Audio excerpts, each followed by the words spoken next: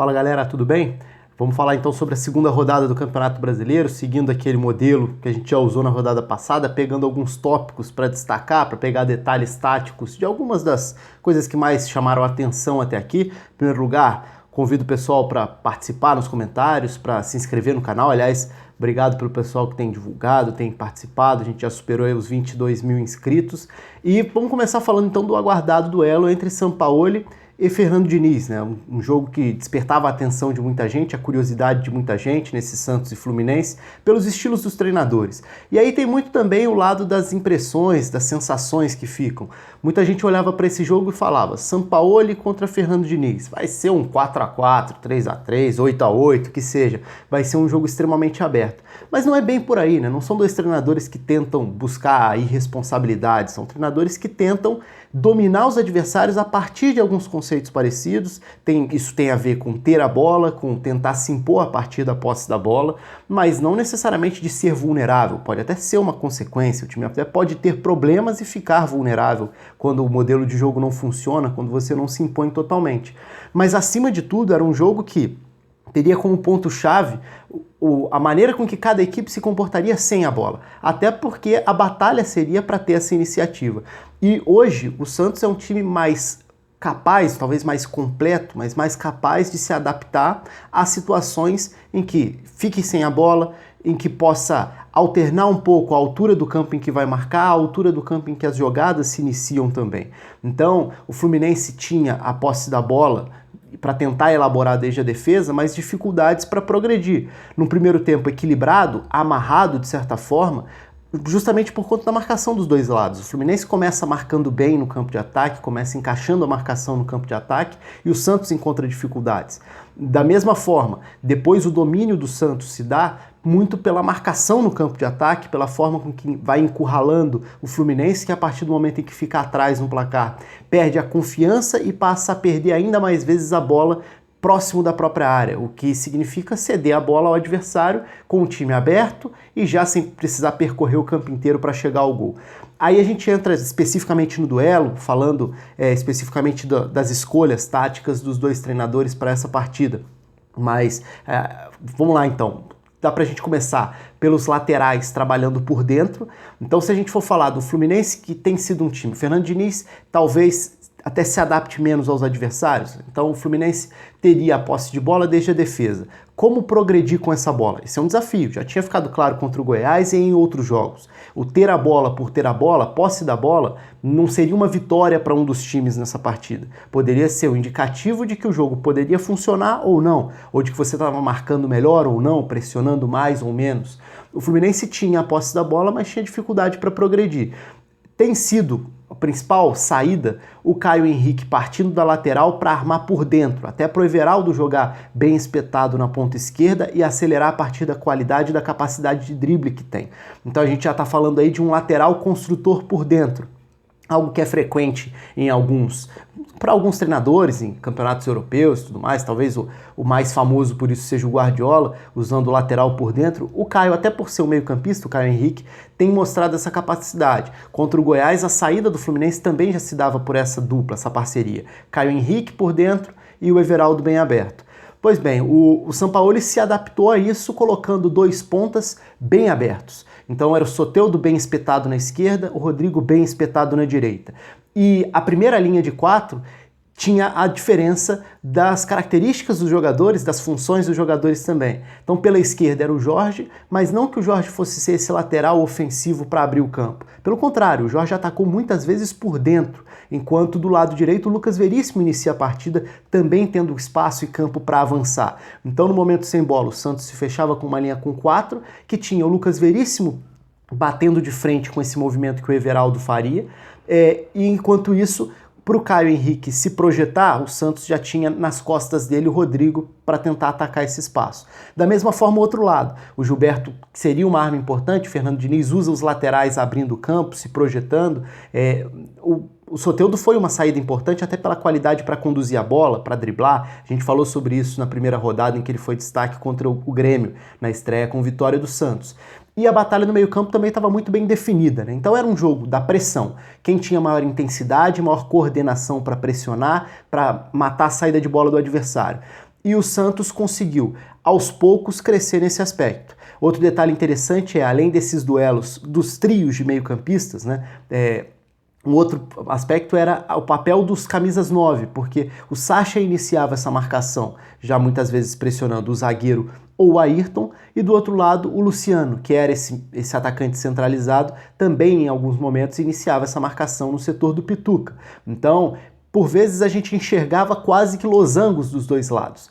O Sacha mais uma vez fazendo uma boa partida, inclusive nesse sentido, alternando entre o 9 e mais um jogador que encorpa o meio-campo e que, acima de tudo, pressiona, se dedica.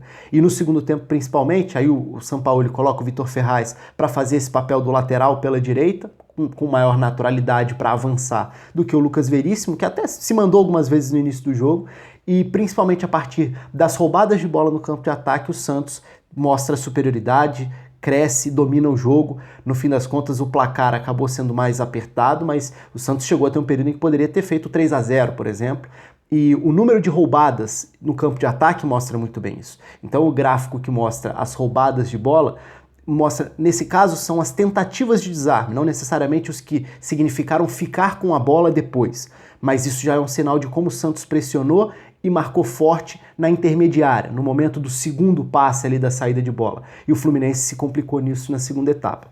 Então são estágios diferentes, mas estrategicamente era um duelo que tinha muita coisa legal para prestar atenção. Para não deixar de destacar, Carlos Sanches, boa partida também, fazendo uma mescla de funções nesse meio-campo, né? Então é o meio-campista pela direita, por vezes mais à frente até do que o Jean Mota, mas alternando o momento de pressionar, no segundo tempo ajudando a fechar o lado direito na marcação em alguns momentos também, já que com as substituições o jogo muda, o Fluminense passa a ter o Pedro, por exemplo, como referência e tudo mais. De qualquer forma, acho que o jogo em si mostrou um time mais pronto do que o outro, um time que tem mais qualidade do que o outro também, quando a gente fala individualmente. Mas estrategicamente era um duelo esperado e acho que entregou o que dava para imaginar em relação às estratégias, às características. Indo para um próximo tópico, vamos falar então do São Paulo. São Paulo conseguiu ter uma boa atuação, principalmente no primeiro tempo contra o Goiás, e o Pato foi um grande destaque. E para mim isso tem muito a ver com a formação. Então a parte tática é fundamental, porque o Pato é um jogador que, se a gente for lembrar nos tempos de Osório, que ele foi muito bem no São Paulo, o time conseguia compensar o momento defensivo para que ele partisse da ponta para desequilibrar. E ele tem facilidade conduzindo a bola, embora não seja exatamente um velocista e não é exatamente o cara que vai recompor fechando essa linha pelo lado.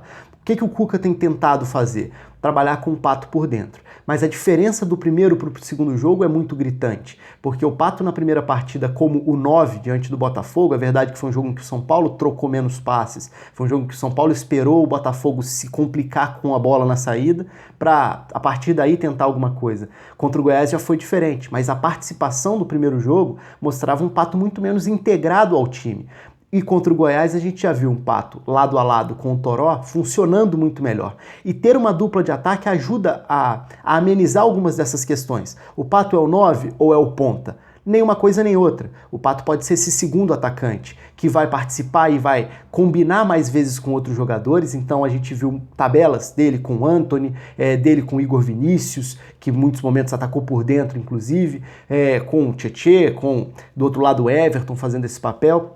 E o Toró é um 9, ou é um atacante, que traz uma característica que o Cuca gosta, que é a capacidade de pressionar no campo de ataque também, um marcador com a camisa 9. Então, além do vigor físico para as explosões em direção ao gol, também vai iniciar esse combate. E o fato de você jogar com uma dupla de ataque faz com que um possa alternar com o outro essas responsabilidades. Então, o Pato que volta para armar o jogo em alguns momentos, em outros vai se projetar, vai ter a liberdade para cair pelos lados, para buscar uma arrancada a partir dali. Contra o Botafogo na estreia, a melhor das ações do Pato foi justamente no momento em que ele cai pela ponta esquerda. É o setor que mais agrada para ele. Mas um 4-4-2 me parece o melhor sistema para que o Pato consiga jogar mais à vontade, com o time extraindo o que ele pode oferecer de melhor. Para mim foi um dos destaques individuais da rodada. Indo para outro destaque, na partida entre Inter e Flamengo, É claro que tem um lado também das escolhas dos treinadores, as mudanças no início do segundo tempo foram importantes para o decorrer da partida. O Inter tinha feito um bom primeiro tempo, o Flamengo consegue reagir no início da segunda etapa, mexendo as peças, né? Aí com o Gabriel virando 9, com o Bruno Henrique virando ponta, o Everton Ribeiro indo para a direita, o Arrascaeta por dentro, são opções no posicionamento. Da mesma forma, o Odair também variou, porque ele começa com o Patrick pela esquerda, da Alessandro à frente de Edenilson e Dourado, então era um 4-2-3-1, por que não, né? Era uma dupla de meio-campistas, o Patrick à esquerda. Na volta para o segundo tempo ele opta por inverter, para fazer o Patrick voltar a formar aquele tripé que fez parte da base do Inter no Campeonato Brasileiro de 2018, mas o Inter não reage bem a isso, então depois as substituições acabaram sendo fundamentais. Mas o meu tópico nesse jogo tem a ver com o Guerreiro, principalmente pelo que a gente vai ver em relação a gráficos, a participação. O Guerreiro é um jogador que oferece, talvez a maior virtude dele seja como ele funciona bem de costas, preparando como pivô. E o Inter no ano passado já era um time que tinha a saída longa, muitas vezes buscando a saída longa para as diagonais dos pontas, mas ter alguém que possa parar essa bola na frente pode acrescentar bastante. E o Guerreiro mostrou muito bem isso, principalmente no primeiro tempo, porque não necessariamente essa pausa não precisa significar lentidão, ela pode significar aceleração também, mas a bola não bate e volta. Então se a gente olha para o gráfico dos passes trocados no Inter, tem algo muito curioso, porque é bastante atípico, que é a falta de passes entre os zagueiros, o que significa o quê? O Inter não saía jogando entre os zagueiros ou não concentrava passes entre os zagueiros. Ao mesmo tempo, quando a gente olha para a participação do Guerreiro, a gente enxerga um Guerreiro que recebia quase sempre passes longos, é o gráfico da esquerda, então o Guerreiro recebe, as bolas que chegaram até o Guerreiro muitas vezes foram bolas longas, enquanto os passes que o Guerreiro fez, aí é o lado direito, são passes muitas vezes curtos, porque são passes da parede, passes de quem faz o pivô e acelera a jogada, dando dinâmica, dando ritmo e caindo pelos lados do campo para sair desse contato físico o tempo todo. Então é uma característica que pode encaixar com algo que faz parte do padrão de jogo do Inter que a gente já conhece com o Odair desde o ano passado. Então é algo para prestar atenção também. O Guerreiro fez uma boa partida diante do Flamengo. E para citar um último tópico, acho que teve muita coisa legal nessa rodada, assim, muitos tópicos que seriam válidos, a própria partida do Fortaleza, o nível de atuação do Ceará, que parou no Fábio, fazendo um grande jogo pelo Cruzeiro, até ajudando a explicar o que foi o placar do Cruzeiro diante do Ceará que fez bom jogo. Mas um último tópico dessa rodada vai para o Avaí. O Grêmio fez uma partida muito ruim, mas isso não vai tirar os méritos do que fez o Avaí, variando taticamente, indo para um sistema com 3 zagueiros, então era uma linha com 5 que inicia a partida. No segundo tempo a gente vai ver o desenho final de posicionamento médio, já com o André Moritz no meio campo, que foi a substituição da volta para a segunda etapa, tentando dar maior saída. Então era um volante mais fixo à frente dessa linha de 5. Agora, o fato é que, pegando o primeiro ou o segundo tempo, ou a soma dos dois, a gente vê que a quantidade de passes do Grêmio se restringe ao centro do campo. Então, se a gente olha para o mapa de calor da partida, o Grêmio, na área do Avaí, não conseguiu chegar, não conseguiu criar. Então foi um jogo muito pobre para um time que geralmente fica à vontade tendo essa responsabilidade de gerar o jogo, de ter paciência e tem qualidade para isso, no caso do Grêmio, mas méritos para o Avaí, que conseguiu proteger muito bem a sua defesa, não permitiu que o Grêmio criasse perigo real chegando à área, teve no máximo uma escapada com o Montoya no primeiro tempo na direita, outra com o Juninho Capixaba pela esquerda, mas muito pouco. E o segundo tempo do Avaí foi muito bom também, no sentido de gerar situações. Para um time que inicia a partida com uma estratégia mais defensiva, conseguir criar também muitas vezes vira um desafio enorme, ainda mais quando você sai atrás no placar, o que quebra a sua estratégia inicial. E aí tem 2 nomes que eu destacaria. O primeiro, o Alex Silva, ala pela direita, que deu saída muitas vezes no segundo tempo, não só pelo lado, mas muitas vezes até trazendo para dentro, deu sequências jogadas, foi uma ameaça ofensiva. E um outro nome que merece destaque, o João Paulo, que curiosamente quando a gente olha para esse mapa dos passes do Avaí, ele era o jogador que conectava, as maiores conexões dele envolvem justamente os alas, né? Ou seja, ele ajudava a ser esse termômetro. Se os alas passaram a aparecer mais, o Paulinho na esquerda, o Alex Silva na direita, o João Paulo era quem recebia, distribuía, não necessariamente com tantos passes, mas com muitos passes para as finalizações. Então ele era quem dava o suporte ao Getúlio, ao Brizuela, mas integrando os laterais na partida. Então foi uma boa atuação do Avaí, merece destaque nesse sentido. Foi uma rodada que acho que foi legal do ponto de vista de competitividade de times recém-promovidos ou de menor investimento e que mostraram capacidade para competir contra favoritos. O Avaí foi um deles, poderia ter saído com um resultado ainda melhor pelo que foi a atuação. Claro, sem deixar de lembrar que o Grêmio fez um jogo bem abaixo do que se espera, um Grêmio também com modificações, mas não que justificasse.